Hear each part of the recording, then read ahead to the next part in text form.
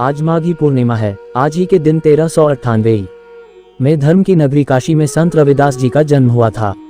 रविदास जी को रैदास जी के नाम से भी जाना जाता है। इनके माता पिता चर्मकार थे।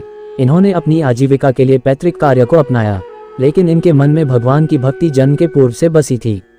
इसीलिए रविदास जी के द्वार पर यदि संत और फकीर जो भी आते, उन्हें बिना पैसे लिए अपने हाथों से बने जूते पहनाते। इनके इस स्वभाव के कारण घर का खर्च चलाना कठिन हो रहा था। इसलिए इनके पिता ने इन्हें घर से बाहर अलग रहने के लिए जमीन दे दिया। जमीन के छोटे से टुकड़े में रविदास जी ने एक कुटिया बना लिया। जूते बनाकर जो कमाई होती उससे संतों की सेवा करते। इसके बाद जो कुछ बच जाता उससे अपना गुजारा कर लेते थे। एक दिन एक ब्राह्मण इनके द्वार आए और कहा कि गंगा स्नान करने जा रहे हैं, एक जूता चाहिए। इन्होंने बिना पैसे लिया ब्राह्मण को एक जूता दे दिया। इसके बाद एक सुपारी ब्राह्मण को देकर कहा कि इसे मेरी ओर से गंगा मैया को दे देना। ब्राह्मण रविदास जी द्वारा दी गई सुपारी लेकर गंगा स्नान करने चले गए।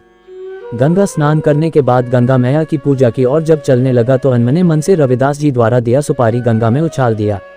तभी एक चमत्कार हुआ। गंगा मैया प्रकट हो गई और रविदास जी द्वारा दिया गया सुपारी अपने हाथ में ले लिया। गंगा मैया ने एक सोने का कंगन ब्राह्मण को दिया और कहा कि इसे ले जाकर रविदास को दे देना।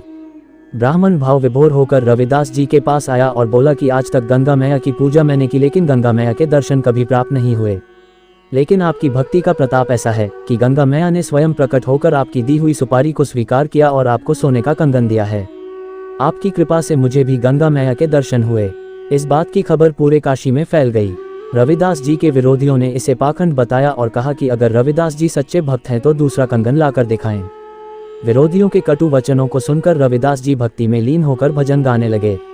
रविदास जी चमड़ा साफ करने के लिए एक बर्तन में जल भरकर रखते थे। बर्तन में रखे जल से गंगा मैया प्रकट हुई और दूसरा कंगन रविदास जी को भेंट किया। रविदास जी के विरोधियों का सिर नीचा हुआ और संत रविदास जी की जय जयकार होने लगी। उसी समय से ये दोहा प्रसिद्ध हो गया, मन चंगा तो कठौती में गंगा।